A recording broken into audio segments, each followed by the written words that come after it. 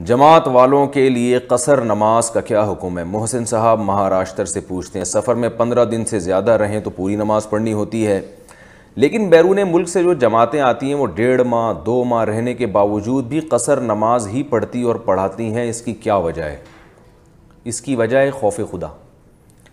بھائی وجہ اس کی یہ ہے کہ کسی شہر میں جب مسافر 15 دن ٹھہرنے کی نیت کرے گا تو جس وقت نیت کرے گا اس وقت سے وہ مقیم شمار ہوگا، پھر پوری نماز پڑھے گا۔ تو بیرون ملک سے جو جماعتیں آتی ہیں وہ کسی شہر میں یہ نیت نہیں کرتی کہ ہم نے یہاں 15 دن ٹھہرنا ہے، وہ بلکہ مرکز کے تابع ہوتی ہیں، ان کو نہیں پتہ ہوتا ہم اس شہر میں ٹھہریں گے کتنا، تو وہ گھوم رہی ہوتی ہیں ایک ہی شہر میں، اور بعض دفعہ اس میں وہ 1 مہینہ بھی لگ جاتا ہے۔ تو جب تک وہ اس کنفیوژن کی کیفیت میں ہوں گے تو اس وقت تک وہ مسافر والی نماز ہی پڑھتے رہیں گے۔